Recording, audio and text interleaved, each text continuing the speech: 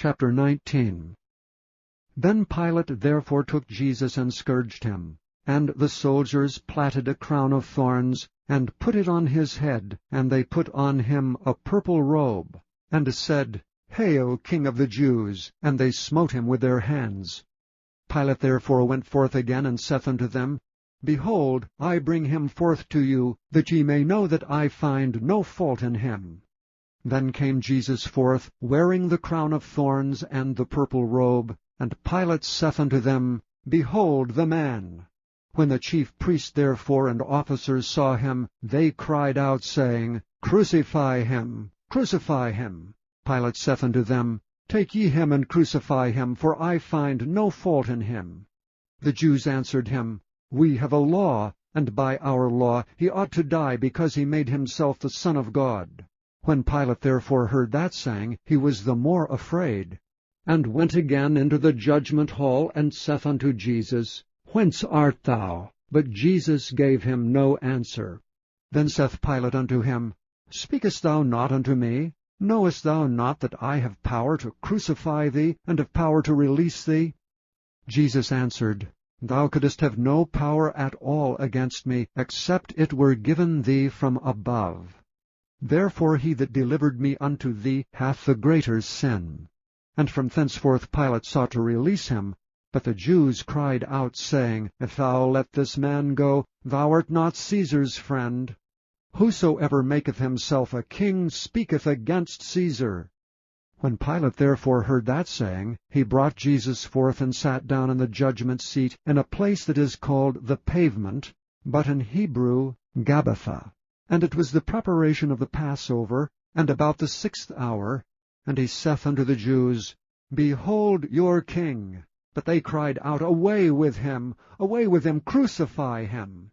Pilate saith unto them, Shall I crucify your king? The chief priests answered, We have no king but Caesar. Then delivered he him therefore unto them to be crucified. And they took Jesus, and led him away.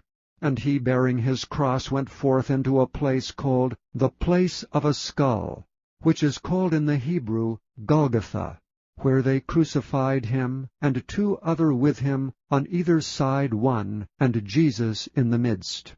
And Pilate wrote a title, and put it on the cross, and the writing was, Jesus of Nazareth, the King of the Jews. This title then read many of the Jews, for the place where Jesus was crucified was nigh to the city, and it was written in Hebrew and Greek and Latin. Then said the chief priests of the Jews to Pilate, Write not the King of the Jews, but that he said, I am King of the Jews. Pilate answered, What I have written, I have written. Then the soldiers, when they had crucified Jesus, took his garments, and made 4 parts, to every soldier a part, and also his coat. Now the coat was without seam, woven from the top throughout. They said therefore among themselves, Let us not rend it, but cast lots for it, whose it shall be. That the scripture might be fulfilled which saith, They parted my raiment among them, and for my vesture they did cast lots. These things therefore the soldiers did. Now there stood by the cross of Jesus his mother, and his mother's sister, Mary the wife of Cleophas, and Mary Magdalene. When Jesus therefore saw his mother and the disciples standing by whom he loved, he saith unto his mother, Woman, behold thy son. Then saith he to the disciple, Behold thy mother. And from that hour that disciple took her unto his own home. After this Jesus, knowing that all things were now accomplished, that the scripture might be fulfilled, saith, I thirst. Now there was set a vessel full of vinegar, and they filled a sponge with vinegar, and put it upon hyssop, and put it to his mouth. When Jesus therefore had received the vinegar, he said, It is finished. And he bowed his head, and gave up the ghost. The Jews therefore, because it was the preparation, that the bodies should not remain upon the cross on the Sabbath day, for that Sabbath day was an high day, besought Pilate that their legs might be broken, and that they might be taken away. Then came the soldiers, and brake the legs of the first and of the other which was crucified with him. But when they came to Jesus, and saw that he was dead already, they brake not his legs. But one of the soldiers with a spear pierced his side, and forthwith came there out blood and water. And he that saw it bare record, and his record is true, and he knoweth that he saith true, that ye might believe. For these things were done, that the Scripture should be fulfilled, A bone of him shall not be broken. And again another Scripture saith, They shall look on him whom they pierced. And after this Joseph of Arimathea, being a disciple of Jesus, but secretly for fear of the Jews, besought Pilate that he might take away the body of Jesus. And Pilate gave him leave. He came therefore and took the body of Jesus.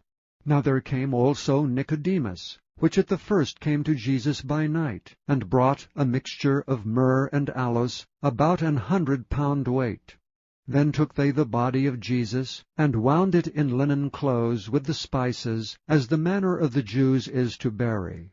Now in the place where he was crucified there was a garden, and in the garden a new sepulchre, wherein was never man yet laid. There laid they Jesus therefore, because of the Jews' preparation day, for the sepulchre was nigh at hand.